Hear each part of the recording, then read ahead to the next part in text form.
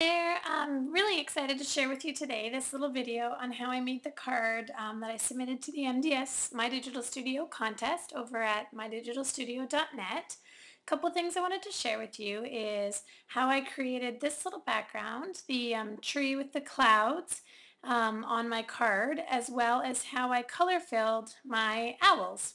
So first let me share with you how I did the tree. And what I did is I inserted a blank page and I created the image I wanted on the entire page. So I filled my background using the pool party color and changed the opacity to about 10%. I made these clouds in Whisper White and had a drop shadow. And then this tree, I'm going to say it's from Branch Out, but that's not the right name. It's from the Family Tree stamp set. And then I added these leaves and filled them with Designer Series paper. Once this was all done, what I did is I exported it to a JPEG. So I saved that like a photo.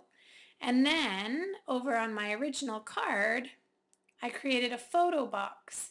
So that first card, that first page here, this layer right here is actually, the layer that the tree is on is actually a photo box. And that photo box was then filled with that picture of the page that I created using My Digital Studio. So kind of a neat way to create your own Designer Series paper and then import it into a photo box. And now how I created the owl to look like that was using the owl punch. I first started with a whole bunch of scallops, and I'm just going to do this quickly for you, but I came over here and I started with my bottom scallop and I went to color fill, but I actually decided to use this toolbar up here and I used the swatches, and I'm not sure, I don't remember which color line I used, but we'll just do the bottom one to make it easy.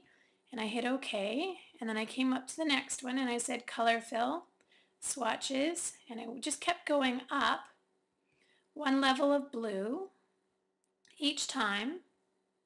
So I didn't actually use a Stampin' Up! Color, but I did use the swatches over here, and you can progressively see how that works. Once I was done that, I layered them on top of each other. Oops. Okay, you get the idea here.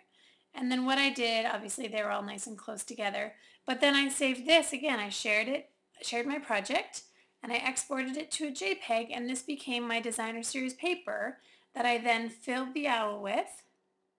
And you can see here that, so this is all one image that I started down here at the darkest color and worked my way up until I got to the lighter color. And I did the same thing on this little guy back here using the reds and oranges. And I started at a cherry cobbler and ended at the Cajun craze. So just a neat trick that you can use in My Digital Studio of creating your own backgrounds or pattern paper and then importing it into either a punch or a photo box. So I hope that's helpful, and thanks so much for checking out the post today and the video. I hope you like it, and I will talk to you later.